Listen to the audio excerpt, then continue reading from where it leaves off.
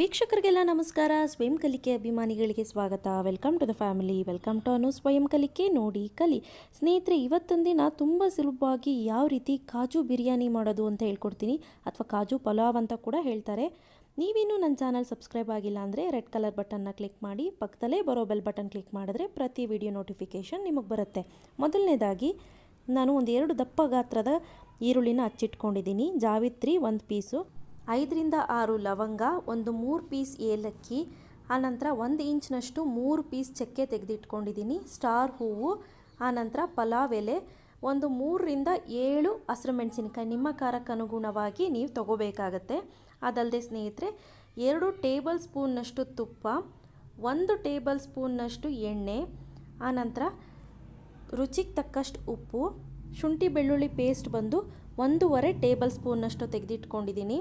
ಆನಂತರ ಗೋಡಂಬಿ, ನಿಯರ್ಲಿ ಒಂದು 15ರಿಂದ 20 ಗೋಡಂಬಿ ತೆಗೆದುಕೊಂಡ್ರೆ ಸಾಕಾಗತ್ತೆ.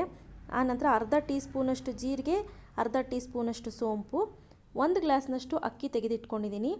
ಇಲ್ಲಿ ನಾನು ಬಾಸುಮತಿ ರೈಸ್ ತೆಗೆದಿಟ್ಕೊಂಡಿದ್ದೀನಿ, ಈ ಗ್ಲಾಸಲ್ಲಿ ತೊಗೊಂಡಿದ್ದೀನಿ. ನಿಯರ್ಲಿ ಒಂದು 300 ಗ್ರಾಮ್ನಷ್ಟು ಆಗುತ್ತೆ. ಇದಕ್ಕೆ 1.5 ಗ್ಲಾಸ್ನಷ್ಟು ನೀರು ಹಾಕ್ಕೊಳ್ತಾ ಇದ್ದೀನಿ. 1.5 ಅಥವಾ 1.25. ಹಳೆ ರೈಸ್ ಆದರೆ 1.25 ಹಾಕ್ಕೊಳ್ಳಿ, ಹೊಸ ರೈಸ್ ಆದರೆ 1.25 ಹಾಕ್ಕೊಳ್ಳಿ. ರುಚಿಗೆ ತಕ್ಕಷ್ಟು ಉಪ್ಪು, ಮಾಡಲಿಕ್ಕೆ ಎಣ್ಣೆ, ಧನಿಯಾ ಪುಡಿ ಒಂದು ಅರ್ಧ ಟೀ ಸ್ಪೂನ್ನಷ್ಟು. ಮಾಡೋ ವಿಧಾನ ನೋಡ್ಕೊಳ್ಳೋಣ. ಮೊದಲನೇದಾಗಿ ಒಂದು ಕುಕ್ಕರ್ ಇಟ್ಕೊಳ್ಳೋಣ. ಆನಂತರ 2 ಟೇಬಲ್ ಸ್ಪೂನ್ನಷ್ಟು ತುಪ್ಪ ಹಾಕ್ಕೊಳ್ತಾ ಇದ್ದೀನಿ. ಆನಂತರ 1 ಟೇಬಲ್ ಸ್ಪೂನ್ನಷ್ಟು ಎಣ್ಣೆ. ತುಪ್ಪ ಎಣ್ಣೆ ಒಟ್ಟಿಗೆ ಹಾಕಿ ಮಾಡೋದ್ರಿಂದ ತುಂಬ ಚೆನ್ನಾಗಿ ಟೇಸ್ಟ್ ಕೊಡುತ್ತೆ. ಹಾಗಾಗಿ 2 ಒಟ್ಟಿಗೆ ಹಾಕೋದ್ರಿಂದ ಒಳ್ಳೆ ಟೇಸ್ಟ್ ಇರುತ್ತೆ. ಈಗ ಒಂದು 15ರಿಂದ 20 ಅಥವಾ ನಿಮ್ಗೆ ಎಷ್ಟು ಬೇಕಷ್ಟು ಗೋಡಂಬಿ ಹಾಕ್ಕೊಳ್ಳಿ. ಗೋಡಂಬಿ ಹಾಕಿ ಚೆನ್ನಾಗಿ ಫ್ರೈ ಮಾಡ್ಕೊಳ್ಳೋಣ. ಆನಂತರ ನೋಡಿ, ಈಗ 1 ಬೈ 1 ಸಾಮಾನು ಹಾಕ್ಕೊಳ್ತಾ ಹೋಗ್ತೀನಿ.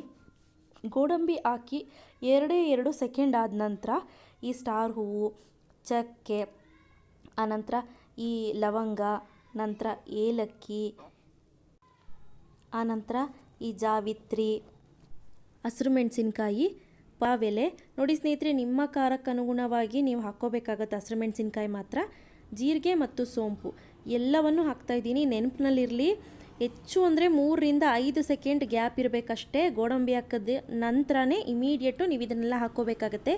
ಈಗ ಸ್ವಲ್ಪ ಒಂದು 3ರಿಂದ 5 ಸೆಕೆಂಡ್ಗಳ ಕಾಲ ಇದನ್ನು ಫ್ರೈ ಮಾಡಿಕೊಂಡು ಇಮಿಡಿಯೇಟು ಈರುಳ್ಳಿ ಹಾಕ್ಕೊಳ್ಳಿ. ಈರುಳ್ಳಿ ಹಾಕ್ಕೊಂಡು ಚೆನ್ನಾಗಿ ಇದನ್ನು ಫ್ರೈ ಮಾಡ್ಕೊಳ್ಳೋಣ. ಒಂದು ನೆನಪಿನಲ್ಲಿ ಇಟ್ಕೋಬೇಕು, ನಾವು ಈರುಳ್ಳಿ ಹಾಕಿದ್ಮೇಲೆ ಗೋಡಂಬಿ ಹಾಕ್ತೀನಿ ಅಂದರೆ ಗೋಡಂಬಿ ಬೇಯೋದಿಲ್ಲ.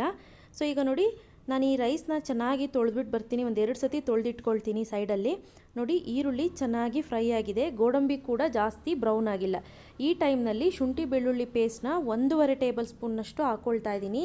ಹಾಕ್ಕೊಂಡು ಇಮಿಡಿಯೇಟು ಫ್ಲೇಮ್ನ ಕಡಿಮೆ ಮಾಡಿಬಿಟ್ಟು ರಾ ಸ್ಮೆಲ್ ಹೋಗೋ ತನಕ ಇದನ್ನು ಚೆನ್ನಾಗಿ ಫ್ರೈ ಮಾಡ್ಕೊಳ್ಳಿ. ಆನಂತರ ಈಗಾಗಿದೆ ನೋಡಿ, ಈಗ ನಾನೇನು ಮಾಡ್ತೀನಿ, ತೊಳೆದಿಟ್ಕೊಂಡಿರುವಂಥ ಅಕ್ಕಿ ಏನಿದೆ ಅದನ್ನು ಹಾಕ್ಕೊಳ್ತೀನಿ. ನೀರು ಯಾವುದೇ ಕಾರಣಕ್ಕೂ ಹಾಕ್ಕೊಳ್ಳಿಕ್ಕೆ ಹೋಗಬೇಡಿ.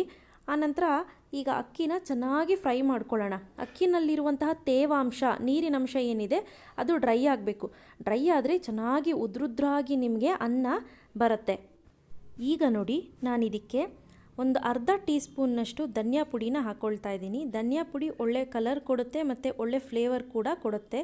ತುಂಬ ಜಾಸ್ತಿ ಹಾಕ್ಲಿಕ್ಕೆ ಹೋಗೋದು ಬೇಡ. ತುಂಬ ಜಾಸ್ತಿ ಹಾಕಿದ್ರೆ ಅದು ಪಲಾವ್ ಅನ್ಸ್ಕೊಂಬಿಡುತ್ತೆ. ಈಗ ನೋಡಿ ಆಗಿದೆ, ಚೆನ್ನಾಗಿ ಮಿಕ್ಸ್ ಮಾಡ್ಕೊಂಡಿದ್ದೀನಿ. ಈಗ 1.5 ಅಥವಾ 1.25 ಗ್ಲಾಸ್ನಷ್ಟು ನೀರನ್ನು ಹಾಕ್ಕೊಳ್ಳೋಣ. 1, ಆನಂತರ ನೋಡಿ ಅರ್ಧ. ನೋಡಿ, ನಿಮ್ಮದು ಹೊಸ ಅಕ್ಕಿ ಆದರೆ 1.5 ಸಾಕು, ಹಳೆ ಅಕ್ಕಿ ಆದರೆ 1.25 ಗ್ಲಾಸ್ನಷ್ಟು ಹಾಕ್ಕೊಳ್ಳಿ, ಚೆನ್ನಾಗಿ ಉಣಿಸುತ್ತೆ. ಇವನ್ ನಾರ್ಮಲ್ ರಾ ರೈಸಲ್ಲಿ ಮಾಡ್ತೀನಿ ಅಂದರೆ 1ಕ್ಕೆ 2 ಲೋಟದಷ್ಟು ನೀರು ಹಾಕ್ಕೋಬೇಕಾಗತ್ತೆ. ಈಗ ನಿಮ್ಮ ರುಚಿಗೆ ಅನುಸಾರವಾಗಿ ಉಪ್ಪನ್ನು ಹಾಕಿಬಿಟ್ಟು ಲಿಡ್ನ ಕ್ಲೋಸ್ ಮಾಡ್ತಾ ಇದ್ದೀನಿ. ಒಂದೇ ಒಂದು ವಿಷಿಲ್ ತೆಗೆದುಕೊಳ್ಳೋಣ, ಸಾಕಾಗತ್ತೆ. ಜಾಸ್ತಿ ವಿಷಿಲ್ ತೆಗೆದುಕೊಳ್ಳಿಕ್ಕೆ ಹೋಗಬೇಡಿ. ಸೊ ಈಗ ನೋಡಿ, ಪ್ರೆಷರ್ ಕಂಪ್ಲೀಟಾಗಿ ಹೋಗಿದೆ. ಈಗ ಓಪನ್ ಮಾಡ್ಕೊಳ್ತಾ ಇದ್ದೀನಿ. ಎಸ್, ಚೆನ್ನಾಗಾಗಿದೆ ನೋಡಿ, ಎಷ್ಟು ಚೆನ್ನಾಗಿ ಉದ್ರುದ್ರಾಗಿದೆ ಅಂತ. ಸೊ ಈಗ ಲೈಟಾಗಿ ಮೇಲ್ಗಡೆ ಈ ರೀತಿ ಅನ್ಕೋಬೇಕು. ತುಂಬ ಹಾರ್ಡಾಗಿ ನಾವು ಕಲಿಸ್ಬಿಟ್ರೆ ಒಂದಕ್ಕೊಂದು ಮೆತ್ಕೊಂಡ್ಬಿಡುತ್ತೆ. ನೋಡಿ, ಈ ರೀತಿ ಲೈಟಾಗಿ ಈ ರೀತಿ ಮಿಕ್ಸ್ ಮಾಡ್ಕೋಬೇಕು. ಒಂದಕ್ಕೊಂದು ಚೆನ್ನಾಗಿ ಬೆರೆಯೋ ರೀತಿ, ಹೊಂದ್ಕೊಳ್ಳೋ ರೀತಿ ಮಿಕ್ಸ್ ಮಾಡ್ಕೋಬೇಕು. ಈವನ್ ಸ್ನೇಹಿತರೆ, ಇದು chicken curry, egg curry, vegetable ಕರಿ ಜೊತೆ ತಿಂತಾಯಿದ್ರೆ, ಸರ್ವ್ ಮಾಡ್ತಾಯಿದ್ರೆ ಸಖತ್ತಾಗಿರುತ್ತೆ. ಅದರಲ್ಲೂ ವೆಜ್ ಕುರ್ಮಾ ಜೊತೆ ಅಂತೂ ಸಖತ್ತಾಗಿರುತ್ತೆ. ವೆಜ್ ಕುರ್ಮಾ ಲಿಂಕ್ ಬೇಕು ಅಂದರೆ ಬಲಗಡೆ ಐಕಾನ್ ಮೇಲೆ ಕ್ಲಿಕ್ ಮಾಡಿ ನಿಮಗೆ ಲಿಂಕ್ ಸಿಗುತ್ತೆ. ನೋಡಿದ್ರಿ ಅಲ್ವಾ ಸ್ನೇಹಿತರೆ, ಯಾವ ರೀತಿ ತುಂಬ ಸಿಂಪಲ್ಲಾಗಿ ಕಾಜು ಬಿರಿಯಾನಿ ಅಥವಾ ಕಾಜು ಪಲಾವ್ ಯಾವ ರೀತಿ ಮಾಡೋದು ಅಂತ ನೋಡ್ಕೊಂಡ್ರಿ ಅಲ್ವಾ. ಇವತ್ತು ನಾನು ಕೊಟ್ಟಂಥ ಮಾಹಿತಿ ನಿಮಗೆಲ್ಲರಿಗೂ ಇಷ್ಟ ಆಗಿದ್ರೆ ಲೈಕ್ ಮಾಡಿ, ಶೇರ್ ಮಾಡಿ, ಕಾಮೆಂಟ್ ಮಾಡೋದು ಮರಿಬೇಡಿ. Thank you. Thanks for watching. Bye.